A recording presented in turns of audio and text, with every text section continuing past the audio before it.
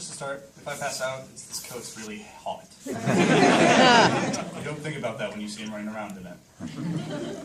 So, my name's Alexander Pereira. I'm a writer, a geek, and a relatively recent Who convert. I basically watched the entire thing in 3 months. So throughout history, humanity has sought to define the world around them through myth and legend and story. And Doctor Who, like all good science fiction, adopts these myths and legends as like shortcuts to the meanings that are innate in the myths. Many of the creatures and aliens that we meet are very familiar, yet completely uniquely Whovian. The monsters of the night that our legends tell us about are met as alien beasties that are very similar to, or are the reasons for, the legends in our world. Most of the monsters that I'm going to be talking about come from Martha's story for sanity reasons, and mostly sanity reasons. This is by no means exhaustive either. First, we have the Skinwalker mythos, which generally involves a creature who wears the outward appearance of either specific humans or just humanity in general, while being wholly and uniquely alien on the inside.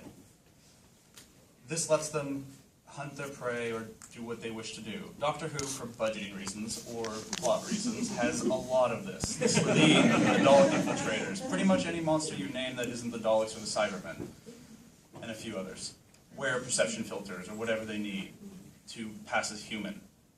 And then we have the vampires, because what good Doctor Who, or what good science fiction story does not have vampires?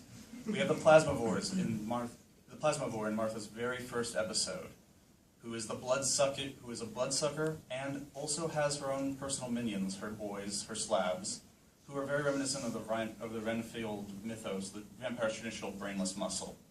She also fulfills the contagion role with the Jadoon quarantining a hospital. There's symbolism there.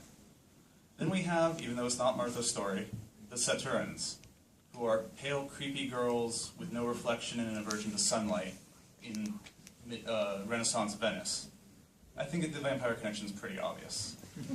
Then we have, where there are vampires, there must also be werewolves. We have, from the episode Tooth and Claw, a full-blown werewolf, a man who, in the light of the full moon, transforms into a wolf-looking creature. Of course, he's an alien, because Doctor Who, but his bite can turn other people into werewolves. He really wants Queen Elizabeth to be a werewolf.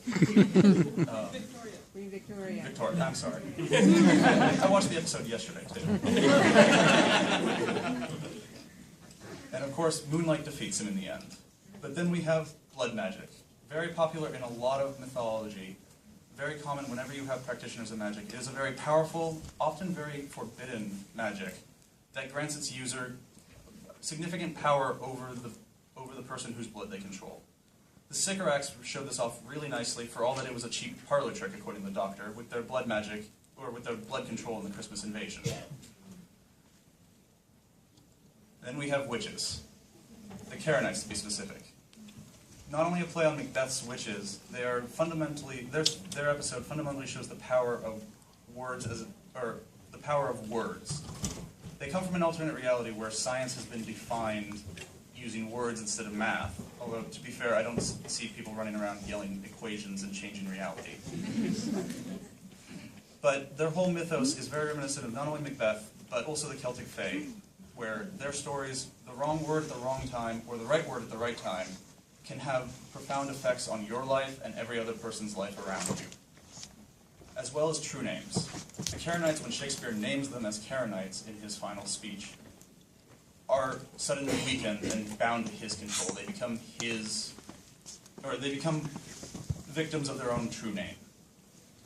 And then we have Lazarus. Very common in modern science fiction with Mass Effect 2, as well as the X-Files, not so modern. As well as Doctor Who, of course. The Lazarus experiment with, again, Martha and Dr. Lazarus is all about making humanity immortal, changing human nature fundamentally and allowing us to live forever. This all stems most prominently from the Christian saint from the Gospel of John, Lazarus, who was revived 4 days after his death by Jesus, essentially cheating death. And then we have possibly my favorite pair of episodes in Martha's journey, the Family of Blood. Not only is it steeped in mythology, it's a fun pair of episodes. But the Family of Blood is a very direct analog for the Wild Hunt. They have a very short time limit to do their hunting, and the capability to hunt their target across time and space wherever it be, as they prove by running down the Doctor and Martha. But also their punishments. Father of Mine is bound in unbreakable chains and tossed into a dwarf star. It's a Whovian twist on the Norse mythology, where Fenrisofn, Norse, is bound in unbreakable chains forged by 6 impossible things, Glutnif, to prevent him from killing Odin. Mother of Mine is thrown into a black hole for all of eternity, very similar to the Greek Tartarus, a deep, unending abyss for all eternity.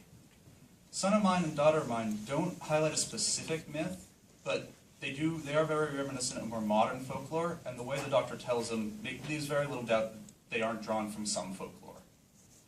In the end, what Doctor Who is doing through Martha's journey and through all of it is bringing myths from our past, things that our ancestors had created to tell truths, into an age where we don't believe in fairy tales anymore, but we believe in alien beings.